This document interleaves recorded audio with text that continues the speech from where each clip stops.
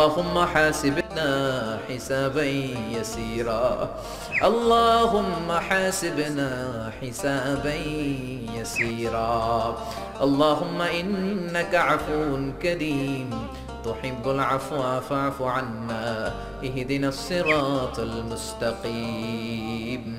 اللهم إنا نسألك الجنة ونعوذ بك من النار يا خالق الجنة والنار برحمتك يا عزيز يا غفار يا كريم يا ستار يا رحيم يا جبار يا خالق يا بر اللهم أجرنا من النيران اللهم أجرنا من النيران اللهم أجرنا من النيران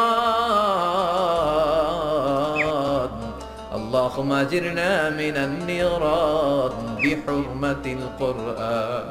اللهم اجعل القرآن العظيم ربيع قلوبنا ونور صدورنا وجلاء أحزاننا وذهاب همومنا وغمومنا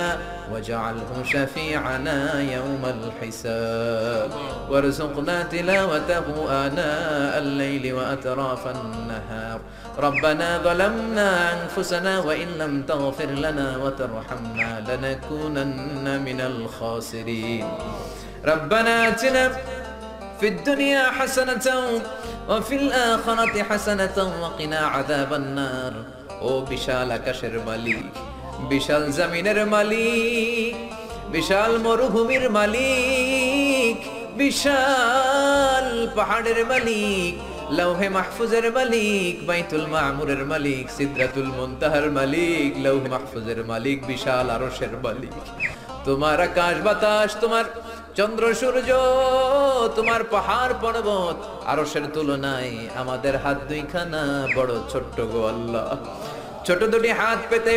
বুক ভরা আশা নিয়ে তোমার শাহী দরবারে এই গহীন রাতে তোমার পেয়ারা বান্দাদেরকে নিয়ে ভিক্ষুকের মতো নাদানের মতো মূর্খের মতো হাত তুললাম আমাদের হাত দুইখানা কবুল আর মঞ্জুর করে দাও আকাশের নিচে জমিনের উপরে আমাদের চেয়ে বড় কোনো গুনাহগার আর দ্বিতীয়টা নাই এমন কোনো গুনাহ নাই যে আমরা করি নাই সগীরা কবিরা জেনে না জেনে ইচ্ছায় অনিচ্ছায় শিরকি বেদাতি বন্ধুর পাল্লায় পড়ে শয়তানের ধোঁকায় পড়ে হাজার হাজার গুনাহ করেছি তোমার দরবারে আমরা ক্ষমা চাই তওবা করলাম আর জীবনে গুনাহ করব না রব্বুল আলামিন আমাদের মাসুম বানিয়ে আমাদেরকে তুমি maaf করে দাও আমাদের আব্বা আম্মা দাদা দাদি নানা নানি চাচা চাচি খালা খালু মামা মামি শ্বশুর শাশুড়ি পাড়া প্রতিবেশী দেশি খেশি সবাইকে তুমি মাফ করে দাও আমাদের যত আত্মীয় স্বজন 3.5 হাত কবরের বাসিন্দা তাদের কবরগুলোর জান্নাতুল ফেরদাউসের বাগান বানিয়ে দাও রব্বুল আলামিন জানি না আমার কোন ভাইয়ের এখানে আব্বা বেঁচে নাই কোন ভাইয়ের আম্মা বেঁচে নাই কোন ভাইয়ের দাদা বেঁচে নাই কোন ভাইয়ের দাদি বেঁচে নাই কোন ভাইয়ের নানা বেঁচে নাই নানি বেঁচে নাই এমন হতে পারে রে মাওলা আব্বা আম্মা দাদা দাদি নানা নানি কেউ নাই রব্বুল আলামিন কত কষ্ট করে মাথার ঘাম পায়ে ফেলে বাবা আমাদেরকে মানুষের মতো মানুষ বানালো রে মাওলা নিজে খায় নাই আমাদেরকে কোনোদিন না খাইয়ে রাখে না বাবা নিজে পরে নাই আমাদেরকে না পরিয়ে রাখে নাই ঈদ আসলে নিজে নতুন জামা কিনে নাই আমাদেরকে নতুন জামা না দিয়ে রাখে নাই জানি না কোন ভাইয়ের বাবার কবরে কোন ভাইয়ের মায়ের কবরে দাউ দাউ দাউ দাউ করে জাহান্নামের আগুন জ্বলে জানি না কোন জনম দুঃখিনী মায়ের কবরটা দাউ দাউ করে জ্বলে কত কষ্ট দিলাম দুঃখিনী মা মার কলিজার মাঝখানটাতে লাথি মেরে দুনিয়ায় আসলাম আমার মা অজ্ঞান হয়ে পড়ে রইল আবার জ্ঞান ফেরার পর আমারে কোলে তুলে নেয় সবাই বলল 10 মাসের কষ্ট এত তাড়াতাড়ি ভুললি কেমনে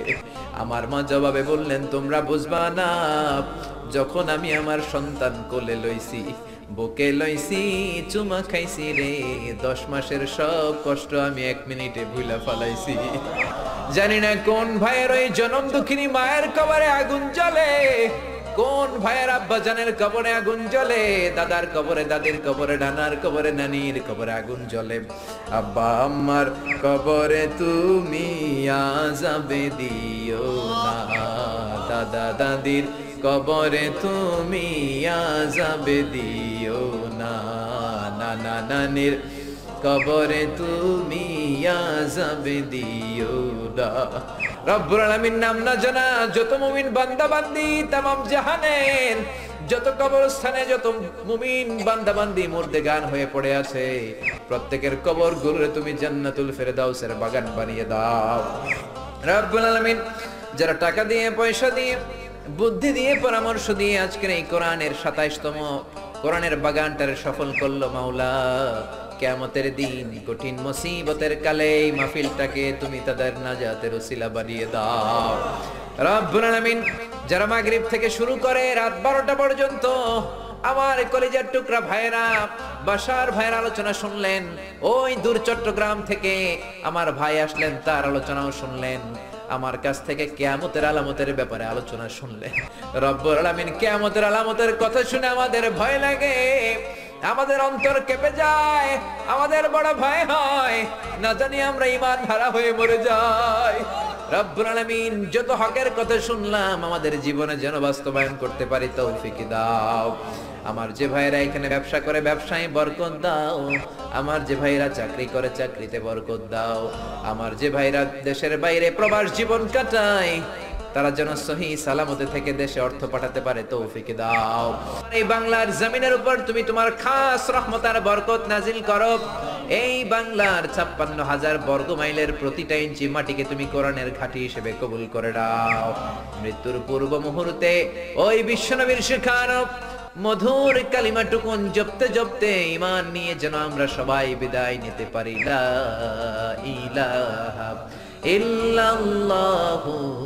মুহাম্মাদুর রাসূলুল্লাহ।